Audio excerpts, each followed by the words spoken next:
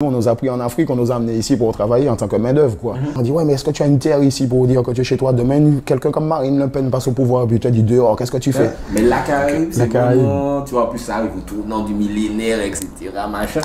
La Caraïbe ne nous appartient pas, on n'a jamais dit ça.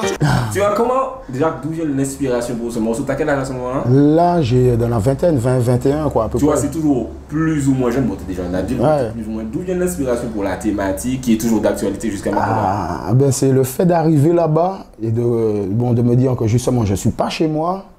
Et d'accepter le fait que je ne sois pas chez moi. Donc, bon, je me fais tout petit, quoi, plus ou moins. J'observe et je tiens, quoi. Et jusqu'à ce que je redescende chez moi et je constate que c'est comme ça qu'ils veulent qu'on vive aussi ici. Ok. Donc, c'est bizarre, quoi. Tu vois, je me dis, non, il y a quelque chose qui ne va pas là, dans ce truc-là. Donc, c'est ça qui m'a amené à la réflexion de, mais en fait, on n'est pas chez nous, quoi. Ok.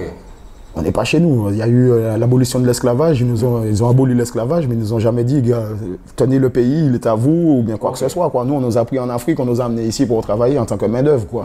Donc, c'est toute cette réflexion-là qui m'a amené à faire, à penser à faire un morceau sur ça pour essayer d'ouvrir la conscience, tout simplement, du peuple martiniquais sur notre conditionnement en Martinique. Tu vois, parce qu'il y en a beaucoup qui me disaient, ouais, mais ici c'est chez nous, grand-papa, moi, goût même pour ici. Ou bien, comme ça, on dit, ouais, mais est-ce que tu as une terre ici pour dire que tu es chez toi? Demain, quelqu'un comme Marine Le Pen passe au pouvoir, puis tu te dis dehors, qu'est-ce que tu fais? Ok. Et tu vois ce que je veux te dire? C'est déjà cette réflexion que tu avais à... Ah ouais. Mais c'est un morceau, alors c'est un tube. Ouais, ça fonctionne bien, etc. Ça a bien fonctionné. Il y a un message quand même très fort. Il n'y a pas eu de résistance vis-à-vis des médias, etc. Ou... Non, pas des médias, plus du peuple ici. Ah ouais? Ouais, c'est parce qu'ils n'ont pas compris le message, en fait, quand j'ai dit la Caraïbe ne nous appartient pas. C'est dur d'entendre ça. Ouais. Quand tu es à la radio, tu avec la Caraïbe, quoi? T'es sûr? Ah, t'es sûr. Mais moi, je suis né, j'ai grandi ici, donc je suis chez moi. Oui. Donc il faut avoir quelque chose pour être chez toi. Quel que soit l'endroit où tu vis, il faut avoir une terre. Il faut avoir quelque chose pour dire oui, tu es chez toi, pour t'enraciner vraiment. Si tu n'as pas de terre, il faut regarder pour en avoir une. Il ne faut pas attendre qu'on t'en donne une ou bien dire ouais, c'est important. C'est cette réflexion-là que je voulais que le peuple y prenne.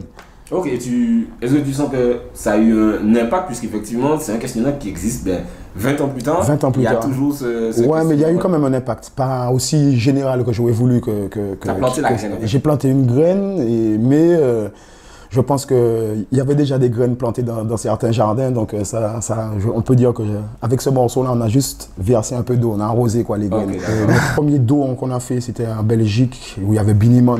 Ça, c'est une petite anecdote. Ouais. on est sur scène, on chante, et je vois un gars qui est en train de jump up devant la scène. Je fais, waouh, le gars, il ressemble à Binimon.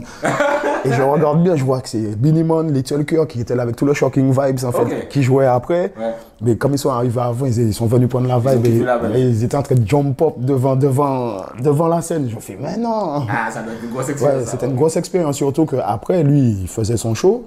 Donc, moi, le temps de descendre, ils étaient déjà installés. Ils avaient déjà commencé plus ou moins, puisque ce sont des scènes, dès que tu termines là, tu as une autre qui démarre à côté. Okay, tu vois, donc ça se suit.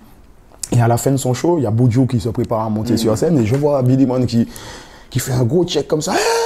Donc je me retourne, je croyais que c'était Boudjou qu'il était en train d'interpeller. Il arrive sur moi, il me check, il m'a dit « pas de show et tout ». Je fais « non ». Ah ouais. Et t'as quel âge à ce moment-là? Là, j'avais dans les 25 ans à peu près. Ouais, ça doit... Parce que c'est des gens et encore, peut-être un peu plus jeune, quoi. Ah ok, d'accord. Donc vraiment, ça doit te faire Ah ouais, non. Ouais, ça te donne un bon coup de boost, quoi. Tu vois, justement, ce sont des gars que t'écoutes depuis des années, depuis que t'es tout petit. Et pendant ton show, même, tu le vois en train de jump up. Et après le show, il vient te check. Franchement, super cool. Et c'est un gars qui est vraiment cool parce que je l'ai recroisé en Jamaïque, mais croisé vraiment. Après le Reggae Sunfest ou bien un truc comme ça. Et en se voyant comme ça dans la rue, lui il traverse, il vient me check, bam, et puis il continue son show. Ouais, Billy Man. Il est super cool, super cool. Ah, mais c'est parce que souvent on a l'impression que les Jamaïcains. Non, pas tous. Pas tous. Ouais, il y en a certains, ça doit être compliqué. Ouais, mais pas tous. Ok.